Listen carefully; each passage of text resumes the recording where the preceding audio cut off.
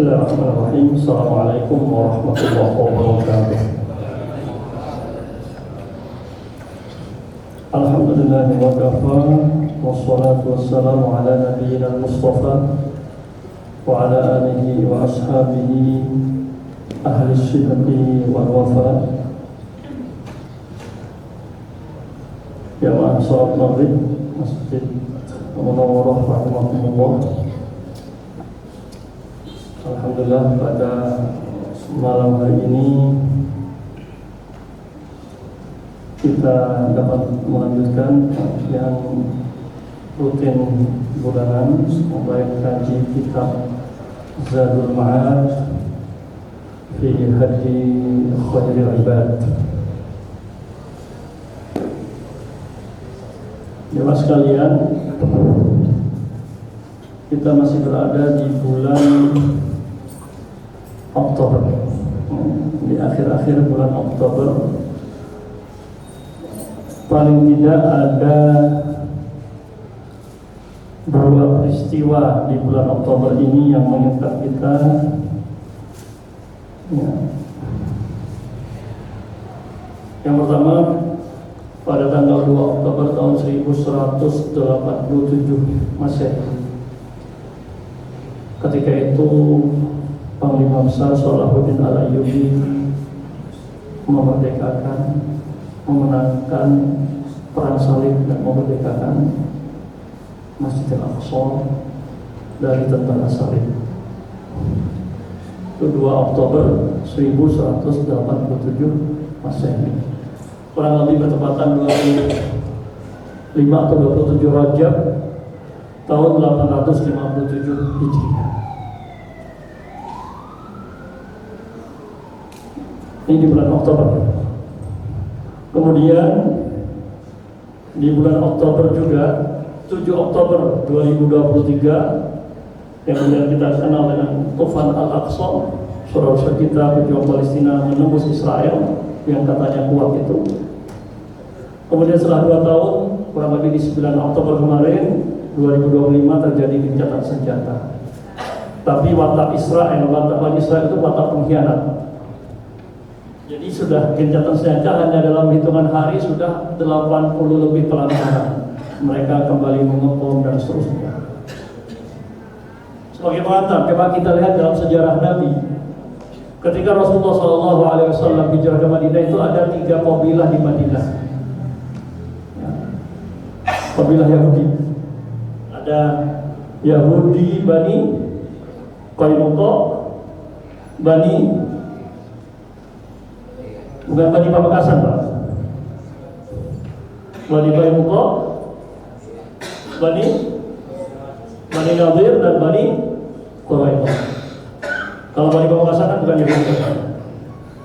Ini Bani Yahudi ada 3 ketika Rasulullah hijrah ke Madinah.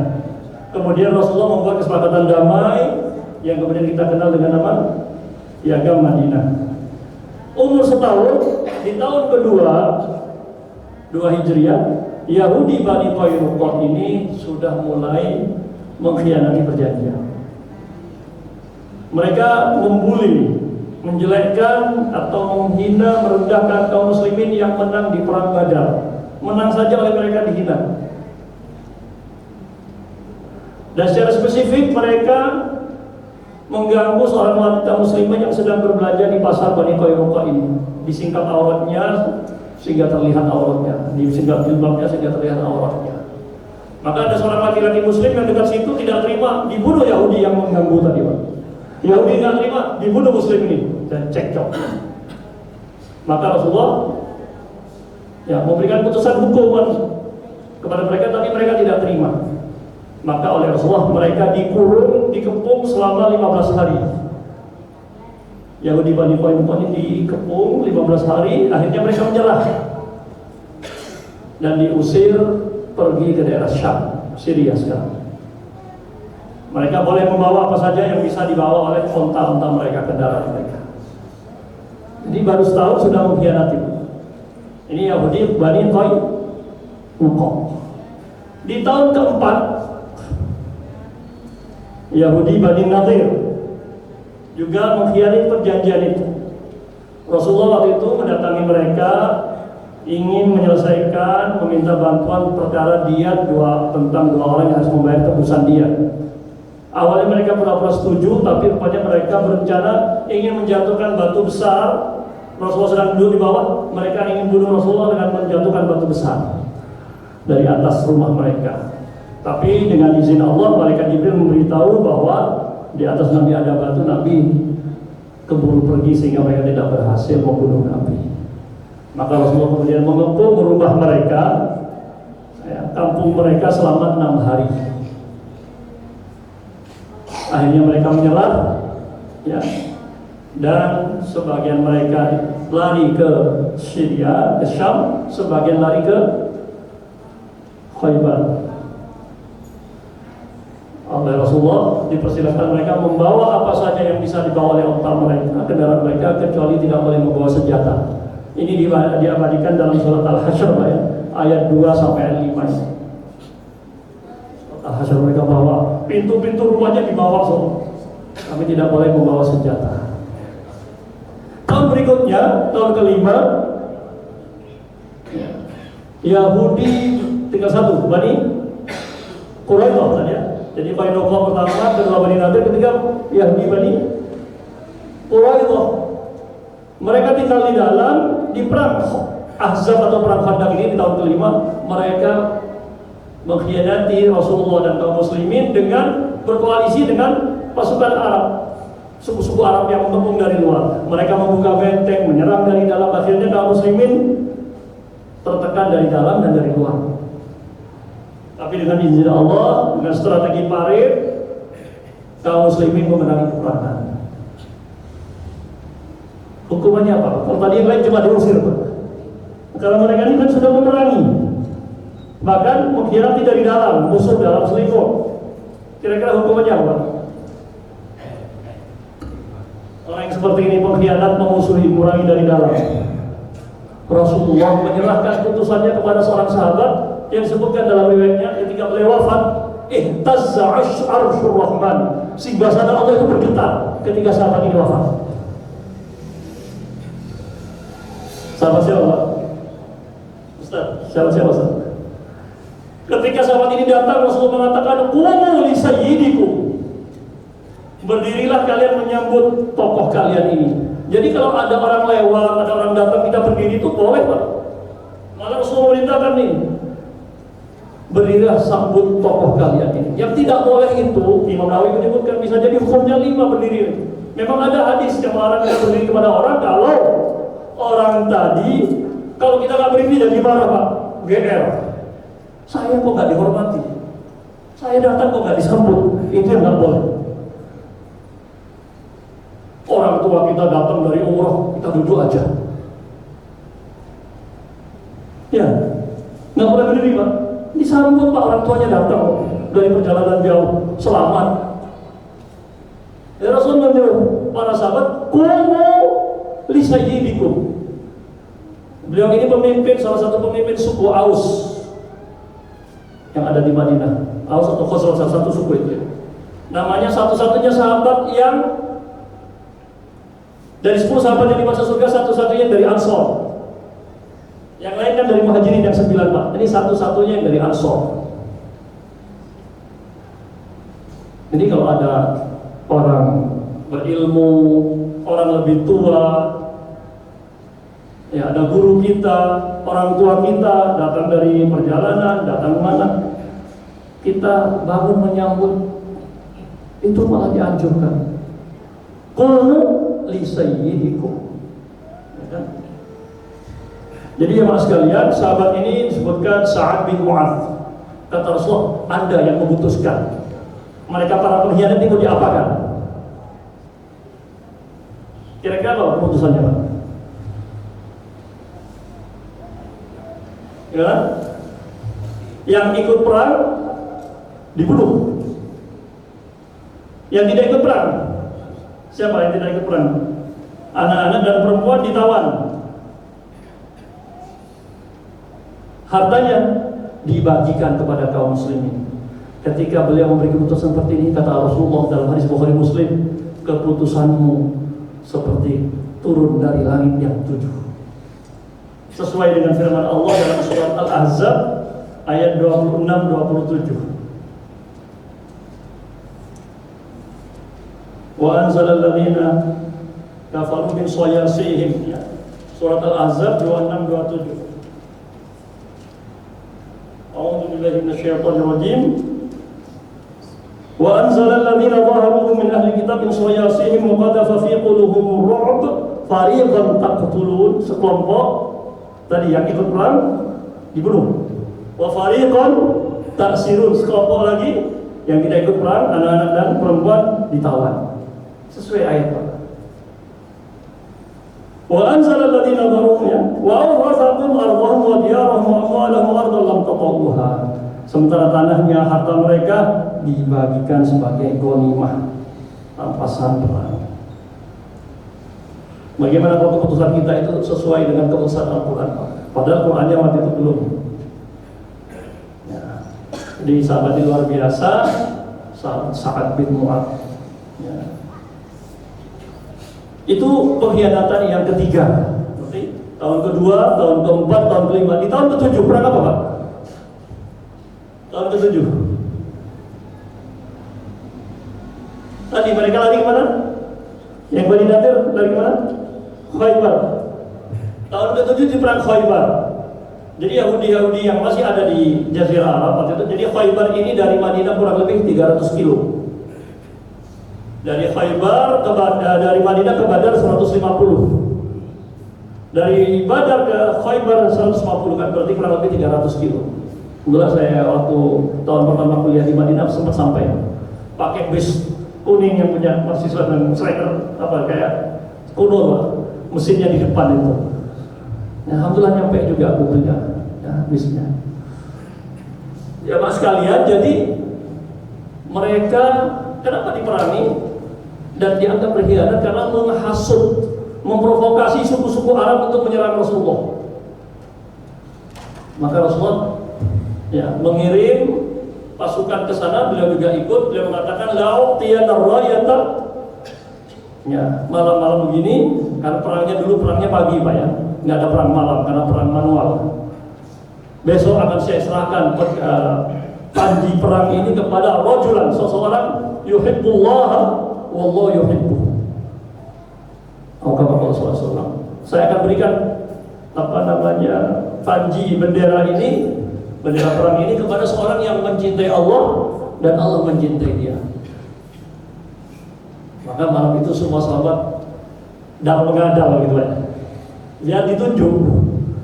Sampai Khalifah Umar mengatakan, wallahi demi Allah saya tidak pernah seperti malam itu ingin ditunjuk, ingin dipilih. Lebih daripada seorang caleg yang ingin dipilih mungkin kalau ada caleg itu. Kata Umar, saya paham dalam mengadal ingin dipilih. Karena apa tadi? Bukan karena jabatan pemegangnya, tapi sifatnya tadi Pak, mencintai Allah. Dia mencintai Allah dan Allah cinta kepadanya. Ini yang membuat para sahabat ingin dipilih.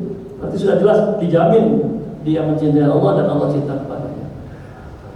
Tapi ternyata esok pagi jam bendera diserahkan kepada orang yang gagal mengadal, nggak ikut kerumun-kerumunan. Siapa Pak? Ya, Khalifah Ali sedang sakit mata, jadi nggak ikut dalam mengadal. Jadi kadang dalam mengadal belum tentu dapat ya Pak. Jadi Rasulullah serahkan. Kemudian bagaimana caranya kaum muslimin bisa menang di perang ini Pak?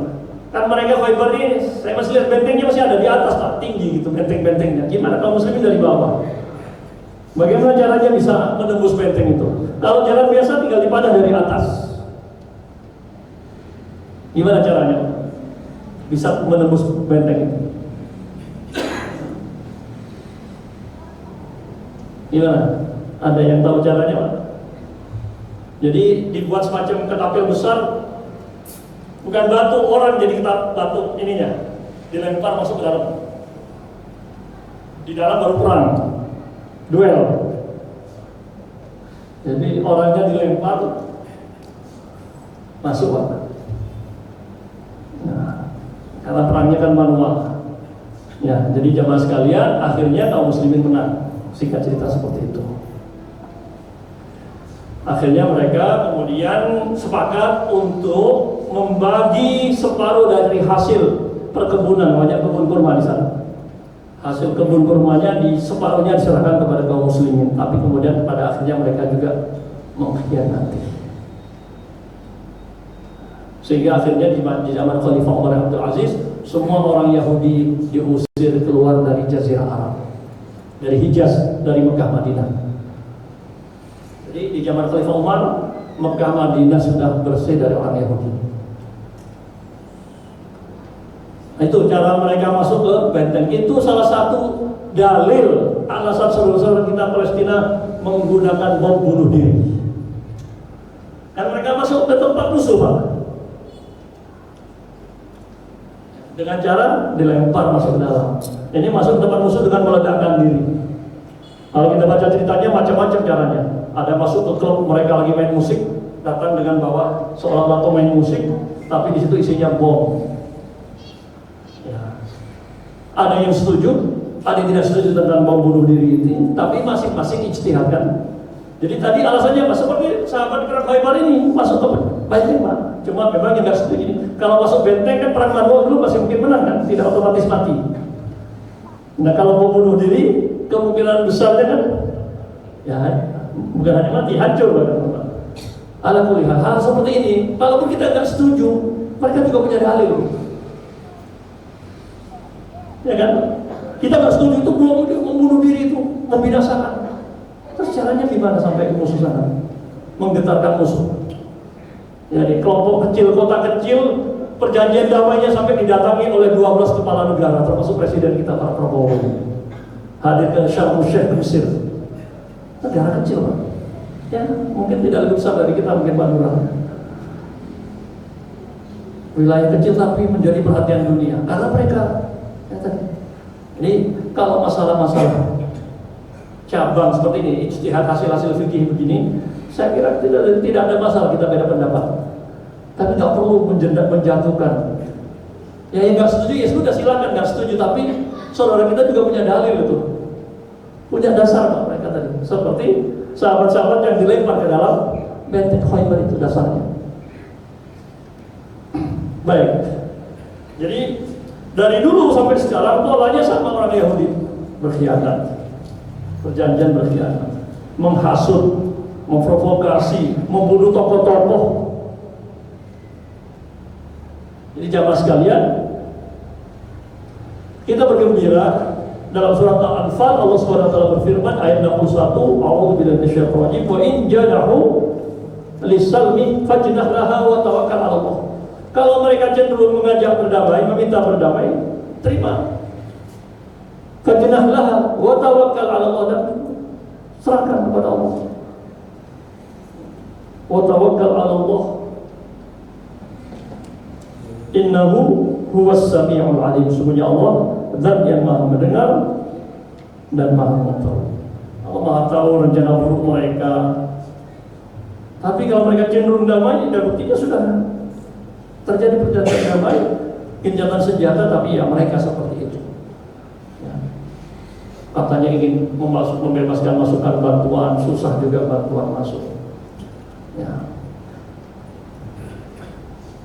Ala kulli hal, mari kita doakan terus saudara-saudara kita ya menghadapi bangsa pengkhianat seperti itu. Walaupun Donald Trump sendiri memuji ya pelobi mereka nih, ya perjanjian itu diakui oleh Donald Trump sendiri sebagai mereka juru runding yang ulung ya, akhirnya maksudnya menjatuhkan, tetapi malah sebaliknya. Jadi jemaah sekalian, mari terus ya dalam salat-salat kita. Mereka belum aman walaupun sudah ada perjanjian damai dan diterima perjanjian itu, tapi ternyata terus diingkari. Padahal Al-Quran sudah memerintahkan kita untuk condong kepada perdamaian dan sudah diikuti, tetapi dasar watak Yahudi yang terus berkhianat sehingga sampai sekarang bantuan juga tidak kunjung nyata ya, dengan lancar ya. Dan juga masih ada negara-negara kita, saudara-saudara kita yang juga negara Muslim masih mensyaratkan syarat-syarat yang tidak masuk akal. Kalau mau dibangunlah kembali Gaza itu tanpa orang Gazanya, kan lucu Pak. Masa orang asli penduduknya tidak boleh dilibatkan? Ya, jadi mari terus kita doakan kebaikan untuk saudara kita kaum muslimin di belahan dunia manapun, termasuk yang di Gaza tadi.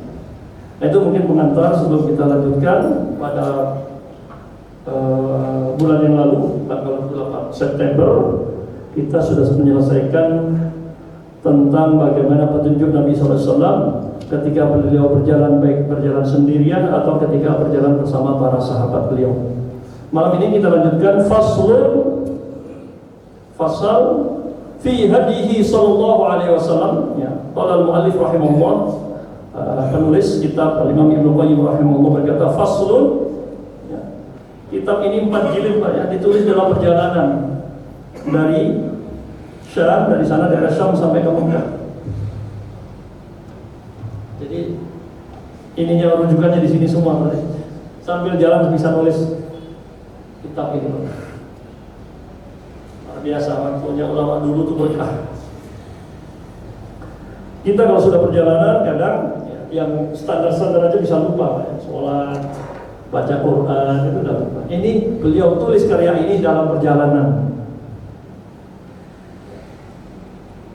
Faslun fi hadihi sallallahu alaihi wasallam, petunjuk Nabi sallallahu alaihi wasallam fi julusihi, bagaimana beliau duduk, wa tikaihi, dan bagaimana beliau bersandar. Kana yajlisu 'alal ardi, beliau duduk di atas tanah. Wa 'alal hasir, kadang duduk di atas tikar. Alas tikar, beralaskan tikar. Kadang berarti tidak ada alas, di atas tanah langsung. Kadang di atas alas tikar. Wal bisad, kadang duduk juga di atas karpet. Permadani itu hambal gitu ya.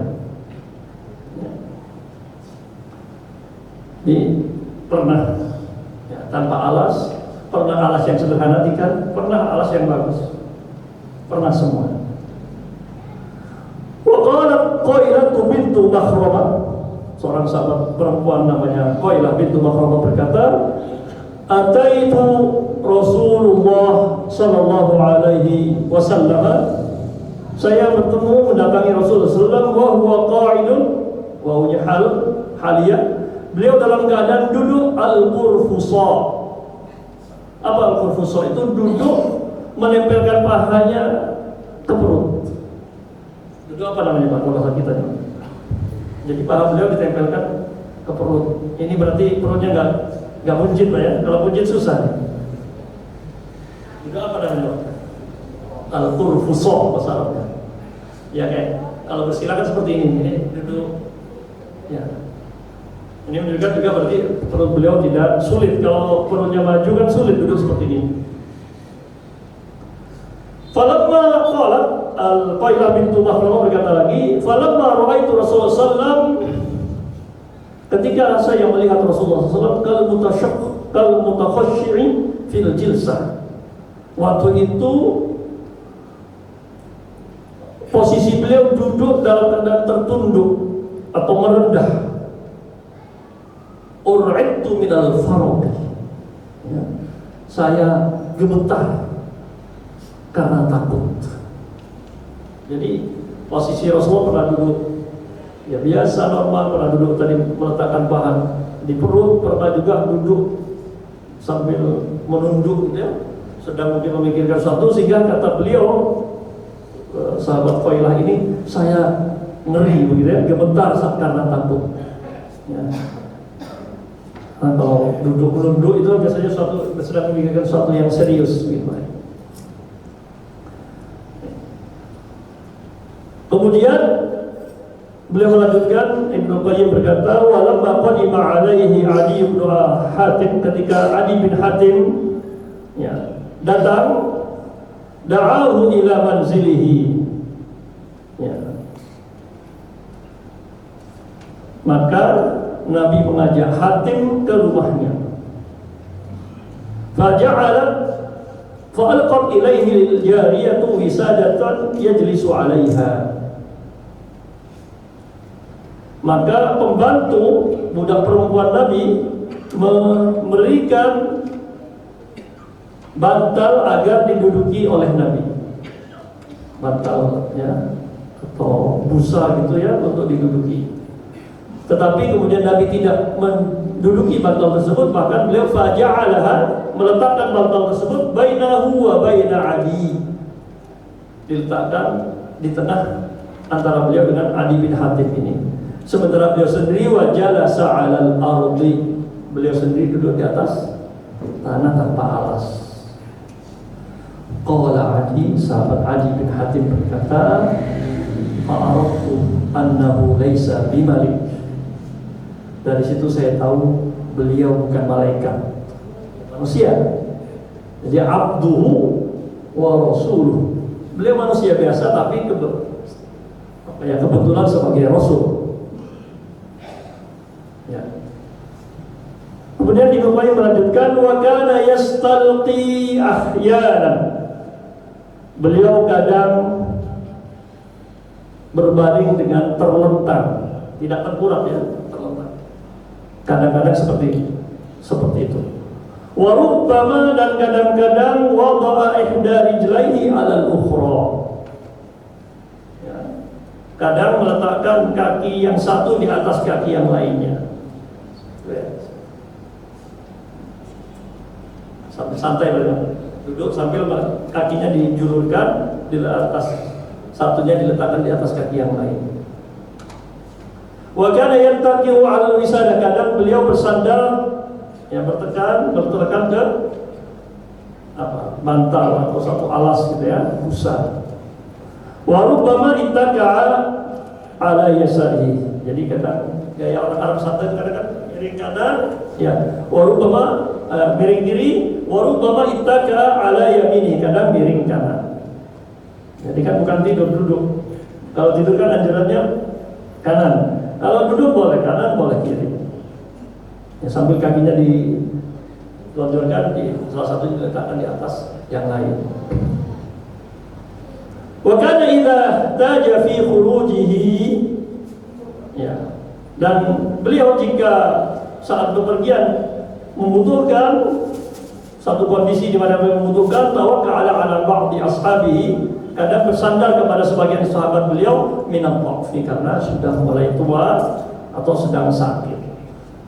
Jadi ya, bangun atau duduknya bersandar kepada atau berpegangan kepada para sahabat yang ada di sekitarnya.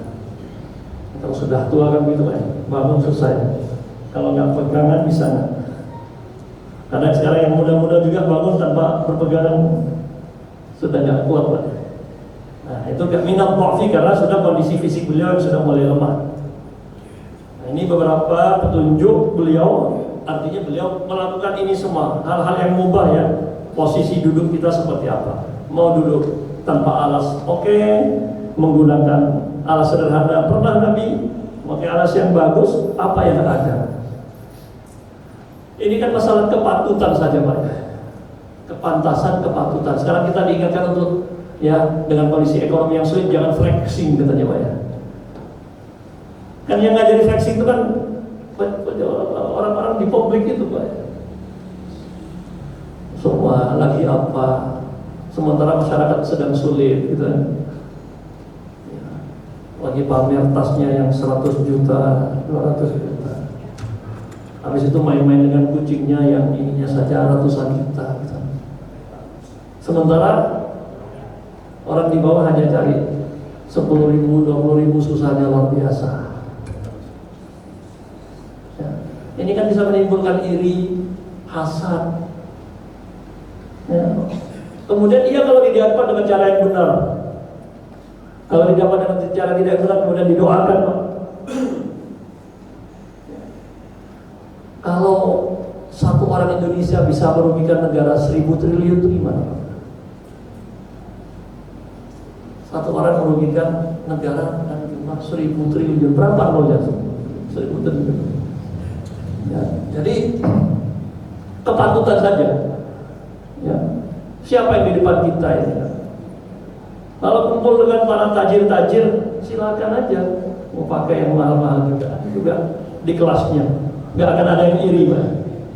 Nah, kumpul sama orang-orang yang patut saja. Gitu. Rasulullah bisa menyesuaikan itu. Rasulullah ditegur oleh Allah dalam surat Abasa itu kan. Abasa wa tawalla an ja'ahul a'ma wa ma yudrika la'allahu yazakka. Nabi nggak senang ada orang mengganggu beliau yang sedang mengajak berdakwah kepada pembesar-pembesar Quraisy. Dengan muka yang tidak senang gitu Allah tegur.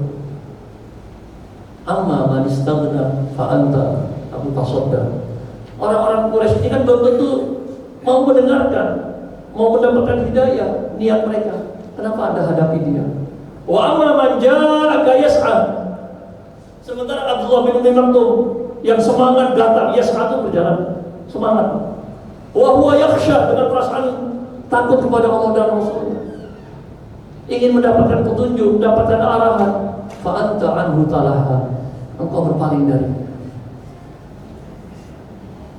Jadi kalau berlawanan, niat Nabi insya Allah nggak salah, Nabi tidak berdosa, hanya diingatkan oleh Allah. Ini ada orang yang datang siap mendapat pelajaran, kenapa ditinggal? Sementara dia yang pembesar-pembesar ini belum pasti. Ya, kalau posisinya sendiri-sendiri nggak ada masalah, kan? Ketika berlawanan, mana yang didahulukan? Orang sudah jelas-jelas nih siap mendapatkan ilmu, siap mendapatkan arahan, maka Nabi ditegur tadi. Fa anta anhu talaha. Kenapa berpaling dari orang yang siap menerima arahan?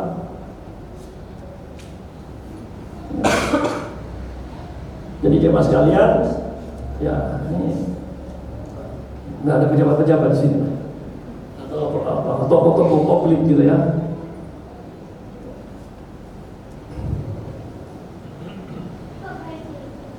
Itu pertama bisa bikin iri, kedua salah memahami hadis itu. Wa amma bi ni'mati rabbika fahadis. Nikmat Tuhanmu kau ceritakan, cerita di statusnya. Bukan begitu. Bukan diceritakan, tapi dibagi-bagikan. Bukan hanya diceritakan. Kalau cerita kan bikin iri kan, Pak?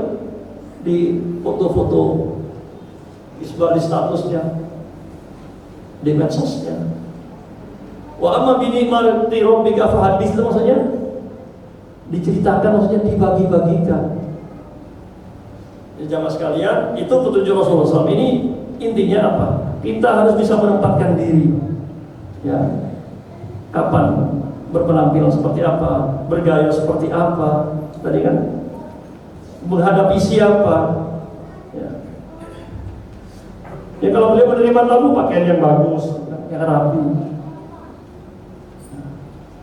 Baik. Kita lanjutkan, masih ada waktu. Faslun, pasal berikutnya, fi hadihi, petunjuk Nabi SAW inda qada'il hajah, saat beliau buang hajat. Karena SAW idza dakhala al-khala'a qala, ketika beliau masuk tempat buang air, khala itu salah dari kata tempat kosong. Dulu tidak ada toilet ya, tidak ada WC dulu. Di padang pasir cari tempat yang kosong untuk membuang air. Maka disebut baitul khala, tempat rumah yang kosong, maksudnya tempat yang kosong. Ketika masuk tempat buang hajat, buang air, beliau berdoa yang sudah kita hafal semua, Allahumma inni a'udzubika minal khubuthi wal khaba'ith. Ya Allah, aku berlindung diri kepadamu dari semua jenis kekotoran dan yang jelek-jelek. Ada yang menyebut setan khubus, setan laki-laki, setan perempuan, macam-macam tafsirnya. Intinya berlindung diri, ada lanjutannya minar rijisin najis, ya, dari yang kotor dan najis, dan juga dari asyaitonir rajim, setan yang tercela.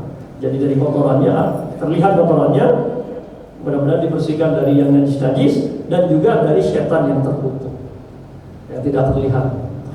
Bisa jadi tempat masuk tempat buang air itu kan bukan tempat yang bagus gitu kan. Ya. Saya ada yang semua lama sambil dengarkan. Ya, telinganya pakai apa itu? Banyak anak sekarang sambil jalan ketawa sendiri. Kalau dulu dikira orang gila, Pak. Sekarang kan enggak. Wa kana idza kharaja yaqulu ghufranak. Ya. Tapi tambahan tadi ya, penjelasan tadi yang dari najis, dari kotoran dan najis dari syaitan yang tercela, secara riwayat sanaduha dhaif, sanadnya lemah. Jadi cukup yang bersumber dari Nabi, Allahumma inni a'udzubika minal khubuthi wal khaba'ith. Dan beliau jika keluar dari, ya tadi masuk dengan kaki kiri, dalam riwayat dijelaskan keluar dengan kaki kanan sambil membaca doa ghufranak. Ini ada di akhir surat Al-Baqarah ya. Wa qalu sami'na wa ata'na ghufranaka rabbana wa ilaikal masir. Ada seorang hafiz Quran memberikan masukan kepada kita, dan kita disuruh memperbanyak baca Quran banyak. Di surat Ali Imran 113 ya. Laisu sawa'an min ahli kitab ummatun qa'imatun yatluna ayatillahi ana al-laili wa hum yasjudun. Jadi ahli kitab dulu, Yahudi dulu dari dulu kan yakfuruna bi ayatillah, mereka kufur pada ayat Allah, wa yaqtuluna al-anbiya bighairi haqq. Kemudian mereka juga membunuh para nabi. Jadi mereka kondisinya jauh lebih buruk dari kita. Tapi tidak semuanya seperti itu, kata Allah. Laisu sawa, tidak sama. Yang jahat banyak, tapi ya di antara mereka ada ummatun qa'imah, umat yang tetap tegak, ya, yatluna ayatillahi ana al-lail. Mereka membaca ayat-ayat Allah ana al-lail, di ya panjang malam. Jadi kalau kita ingin memperbaiki umat ini, sebagaimana di Bani Israel tadi masih ada umat yang tegak, itu baca Qurannya harus lumayan Pak. Ana al-lail. Ini jadi inspirasi bagi ulama yang baca Allahumma arhamna bil Quran waj'alhu lana warzuqna tilawatahu ana al-lail ya. Dari ayat ini Pak. Ya. Jadi kalau kita ingin memperbaiki umat ini seperti ini tadi. Umat itu kan bisa artinya satu orang Pak disebut umat. Inna Ibrahim kana ummah. Nabi Ibrahim disebut umat padahal satu orang. Jadi walaupun sedikit tapi berkualitas, itu insya Allah bisa memperbaiki umat. Ya, Ibnu Mas'ud mengatakan walaupun satu orang berada di atas kebenaran itu sama seperti umat. Kita break dulu untuk adzan. Atau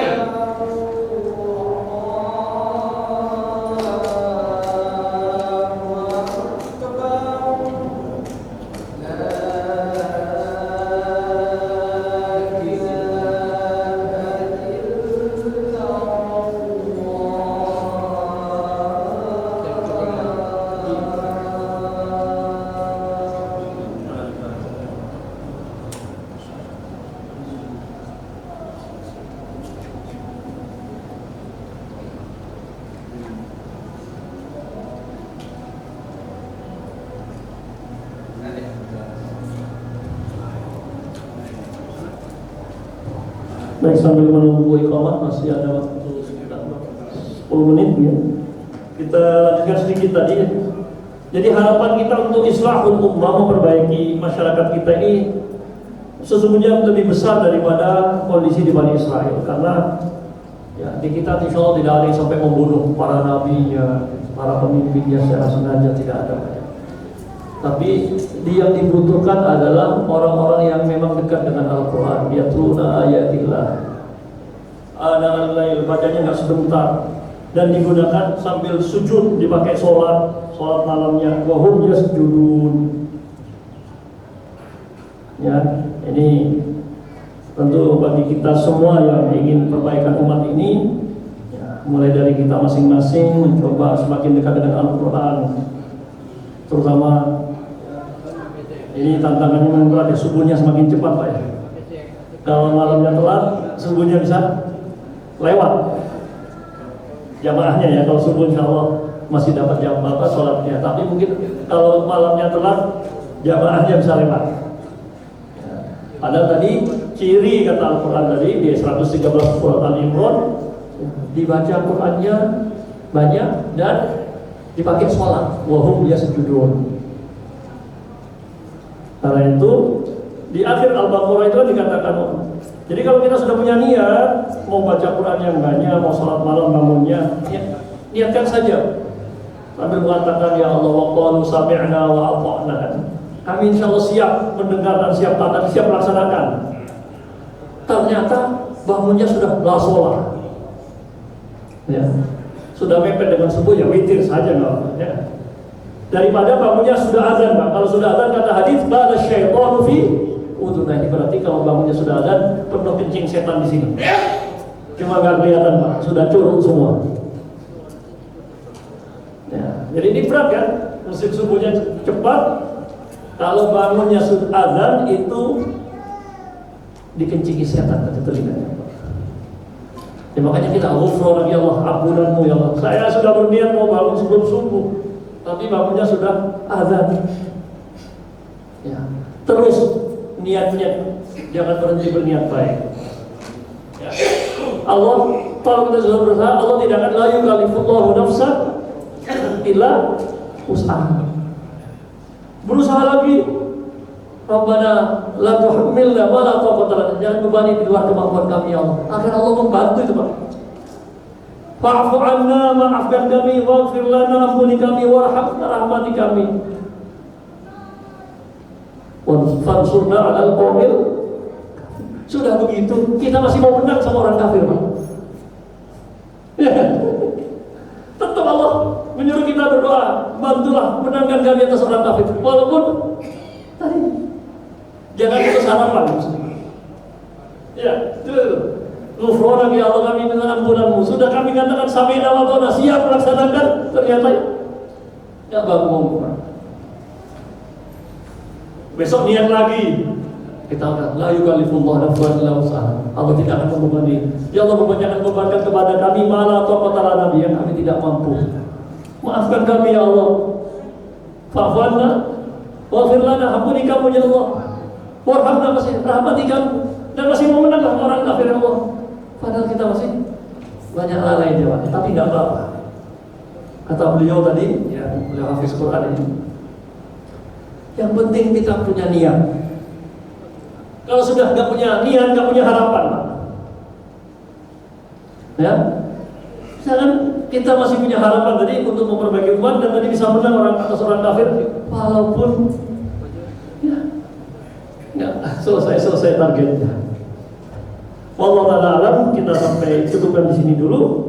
Ya, sampai mungkin ada yang perlu kita diskusikan. Insyaallah kita lanjutkan petunjuk Nabi SAW. Saya tandai sampai di sini tadi ya. Doa ketika beliau keluar dari WC membaca ghufranak. Mungkin di WC nggak bersih. Kenapa kita minta ampunan Pak? Padahal ya buang hajat kan baik. Malah kalau nggak bisa buang hajat sakit nanti Pak. Tapi sama seperti ghufranak, kita sudah niat mau baca Quran, mau bangun, tapi ternyata telat. Minta ampunan sama Allah. Besok kita dikuatkan lagi. Ya. Baik, demikian jazakumullah khair. Terima kasih atas perhatiannya. Wa'alaikum. Saya buka untuk diskusi dan tanya jawab jika ada yang perlu mungkin diluruskan dari apa yang saya sampaikan atau ditanyakan dari hal-hal yang tidak jelas. Bapak, silakan.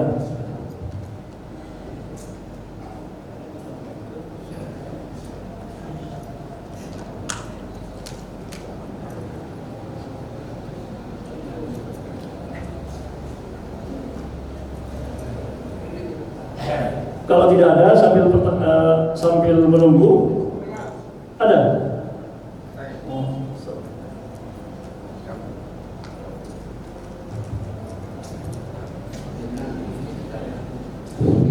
Assalamualaikum warahmatullahi wabarakatuh. Waalaikumsalam. Ya Ustaz, kenapa masjid-masjid itu di Palestina seluruhnya dibombardir oleh tentara Israel? Cuma satu masjid, Masjidil Aqsa itu kok tidak diapa-apakan? Itu artinya masih utuh. Jadi ini pertanyaan saya. Wassalamualaikum warahmatullahi wabarakatuh. Baik, karena mereka mengklaim itu punya mereka, Pak. Haikal Sulaiman itu punya mereka. Kompleks Masjidil Aqsa itu mereka klaim, makanya mereka nggak hancurkan, tapi mereka kuasai. Mereka kadang melakukan hari raya hari mereka di tempat itu, padahal itu kan masjid. Karena kelemahan kita, mereka bikin terowongan, sudah kita sholat ditendang-tendang, diusir-usir. Bukan memang tidak dibom, karena mereka mengklaim bahwa Haikal Sulaiman itu punya mereka. Kompleks itulah. Kalau mereka bom kan konyol berarti klaimnya. Ya. Itu. Jadi kenapa tidak dibom? Karena mereka ingin menguasai. Ya. Ya. Sebagian mereka kan tetap alasannya alasan agama sebagiannya, tapi sebagian yang mutatorif yang juga ekstrim mereka kan juga mengusir itu. Ya. Bagaimana masjid kita dimasuki dengan sepatu-sepatu? Mereka tidak menghormati masjidnya. Ya, tapi mereka mengklaim itu milik mereka, makanya tidak dibom. Mereka dengan perayaan ritual agama Yahudi di sana. Dan kita tidak bisa melakukan apa-apa. Ya, itu betul.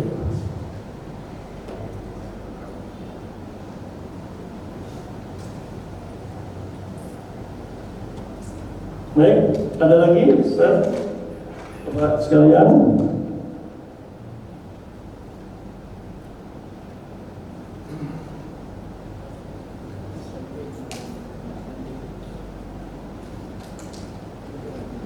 Baik, sambil menunggu, saya ingin kita bersyukur setahun pemerintahan Pak Prabowo ini paling tidak polarisasi, ya, perpecahan antara bangsa kita ini agak berkurang, Pak. Ya, tidak ada yang mengaku paling ini sekarang ya. Ada, dulu ada yang paling ini gitu. Ini modal saya kira untuk kita bisa bersatu lebih kuat lagi, lebih baik lagi. Tidak ada polarisasi lagi antara anak bangsa ini mengaku paling ini kan dulu. Sekarang alhamdulillah paling tidak setahun ini bisa kita rasakan lebih adem lah gitu ya. Tapi adem itu memang harus pakai goyangan, Pak Dukun.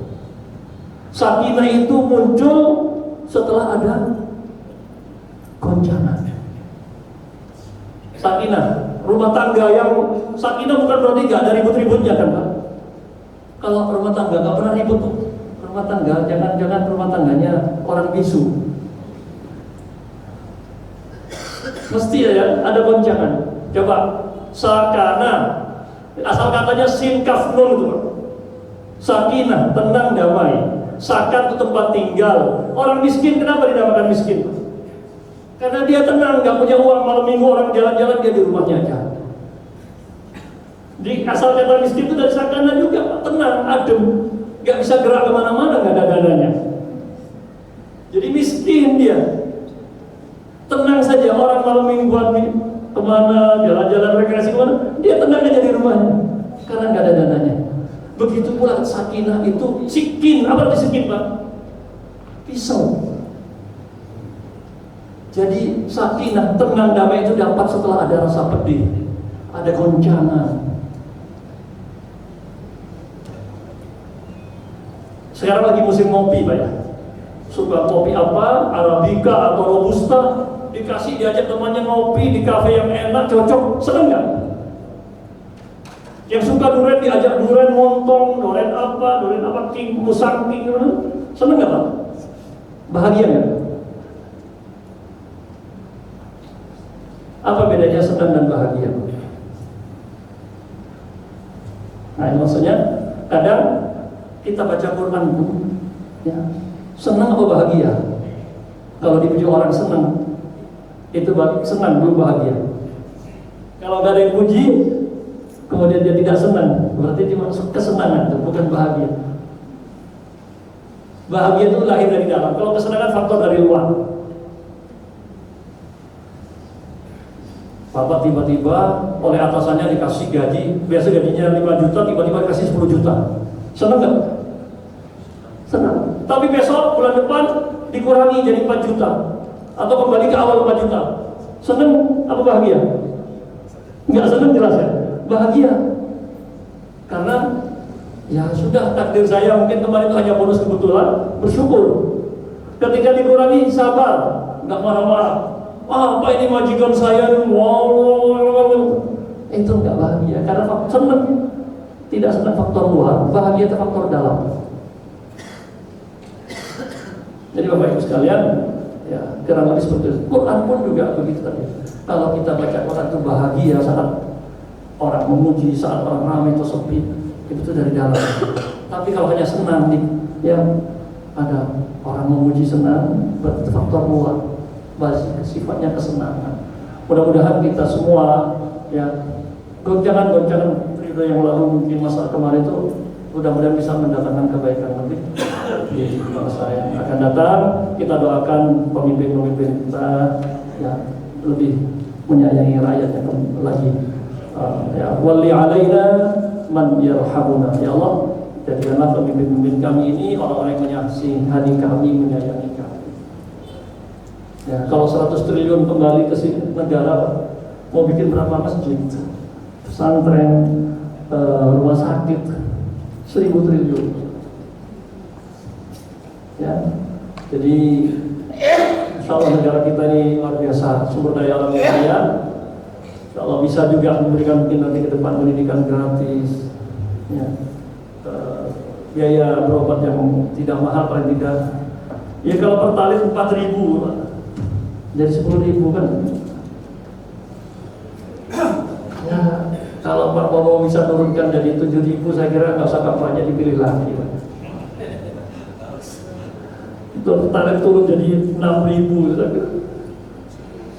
Artinya kalau memang, kenapa kita berbisnis dengan rakyatnya itu?